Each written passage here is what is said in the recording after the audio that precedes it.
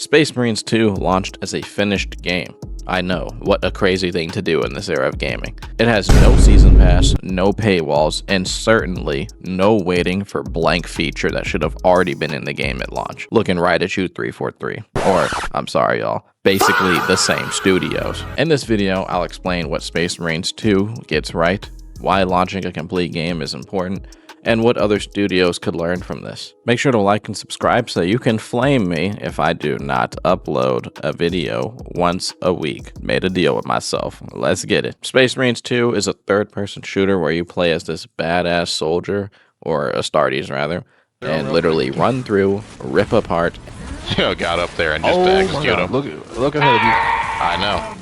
Grenade out. And smash hordes of guys that look like you, but with magic, more guns, and move at the speed of fucking sound. I did not mean to do that. What the fuck? That man tried to And stank-ass roaches who just want to eat for peace. Okay, but seriously, the campaign is very solid.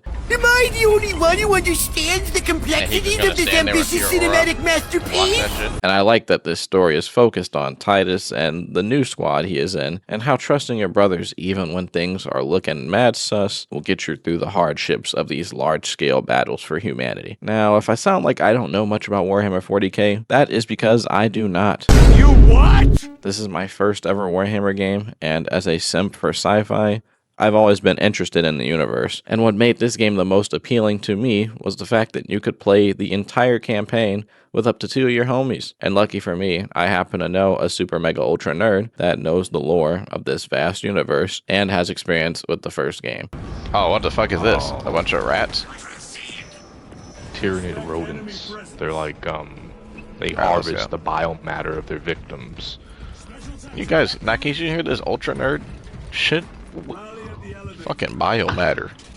Now, this isn't one of those games where you feel like it's only fun when you play with your friends. Kind of like a Ghost Recon Wildlands in my opinion, but the experience is immensely more entertaining with them. And from the reviews I've seen of Space Marines 2, the game launched with this feature, which was pretty awesome to hear at the time. Plus, on top of all of that, it is one of the most impressively optimized games on release I played. Seeing the massive hordes of enemies on screen in combination with all the things going on in the background, and what the squad of 3 Space Marines is doing without a single frame rate issue or crash is truly remarkable. The campaign took me and my super mega ultra nerd bro about 7 to 8 hours to beat on veteran difficulty, which sounds really short at face value, but the co-op campaign adds another 8 hours at least of content to play through. Right out the gate, you get a great campaign, a separate co-op campaign, and a fantastic multiplayer that keeps adding content for free. And I'm not even talking about the stratagem missions that update weekly or the siege mode that was added later after release. But even without that siege mode being added in the beginning, we were given a complete game at launch, which perfectly segues into my next point. Why it's so important to launch a complete product. Now, this might be the most obvious reason, but is still the most important to me. You can, and more than likely will, kill your game if the optimization is complete crap at launch. Space Marines 2 gave me this video idea because it really made me think about other games, or about another game that was released in the same year and I ended up buying over Space Marines 2. And that game was Helldivers 2. Now, don't get me wrong, I had a ton of fun on Helldivers 2.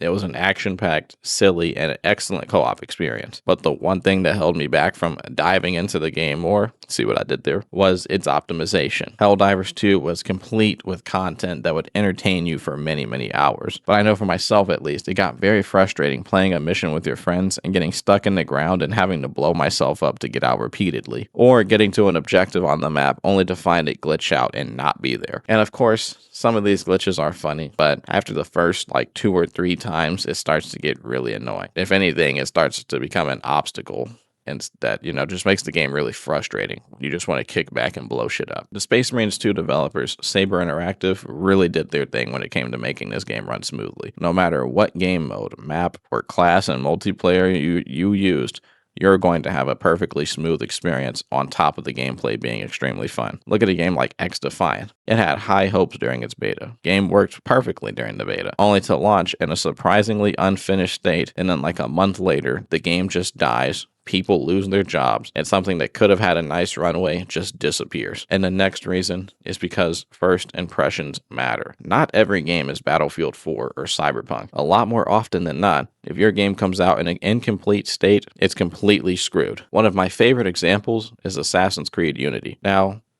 this might be a hot take, I'm not sure, but I actually liked Assassin's Creed Unity. Want to know why people don't, though? Because the game barely worked at launch.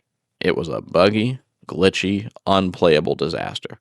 And a lot of people aren't going to wait however long it takes to make the game work for it to be seen in a good light. It also puts developers in a bad spot because instead of making content for a future update, they're stuck fixing what should have been right in the first place. Which brings me to another reason why I chose Space Marines 2 to highlight this point. Because all Saber Interactive has to do is just focus on consistently giving us good, free content with every update. It makes for a better community.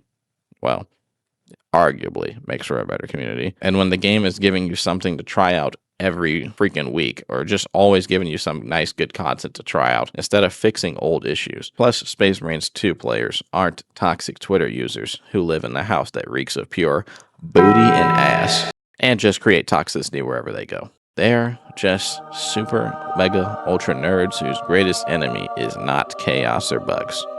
It's just a fucking shower. Anyways, jokes aside, this game deserves a lot more praise for this. If you're one of those unfortunate souls that only plays multiplayer games, then you should be fully aware of how common this is. How many times do you remember thinking, damn man, when is this next update going to come out for this game? Or this game would be so much better with this feature, especially in the live service shooter genre. Then reviews come out and Angry Joe is screaming 4 out of 10, and your developers who worked hard to make the game are shutting down after a few months to a year. It's just really bad for the industry and for gamers as a whole to release games in such an unfinished state. And the gaming community as a whole needs to hold these big-ass publishers like EA and Ubisoft accountable and stop supporting these releases like Skate and Skull and Bones. Well, we did good not supporting Skull and Bones, but Skate, I'm not gonna lie, I still see too many people okay with that game. Now, what I think a lot of other game studios could learn from Space Marines 2 is that having a game come out complete really helps foster a community of players that will stick with your game for a long time. I can find games in seconds just by hitting the quick match. And yes, Warhammer 40k is an established franchise, and there's a lot of core fans already. But I can point out a game like Titanfall 2, a new IP at the time that it launched. Well, not 2, but you guys know what I mean. It was new. Titanfall was different. And, that game came out complete with everything. All the modes you can want, all the content you can want. You had your story, your multiplayer, and your PvE modes. And the game was extremely well optimized. And people play that game still to this day. Games like Space Marines 2 coming out in a time where it seems like more and more people are just comfortable with these bullshit live service practices is something that needs to be celebrated. Instead of launching a game at full price and then fixing it up after a year to what it already should have been when I spent $70 on a game. Saber Interactive was like, you know what, let's do it the old-fashioned way, and then released a fantastic game right out the box. Gotta cop it up for them and give them more kudos, because I love this game. It is a super good game, and if you haven't played this game, even if you have no idea what's going on in Warhammer, highly recommend it. Such a good game. You super mega ultra nerds, I hope you enjoyed this video. If you did, make sure you leave a like and tell me what other Warhammer games I should play. I was looking at Darktide next, but let me know what you guys think I should play next, or if there's anything I,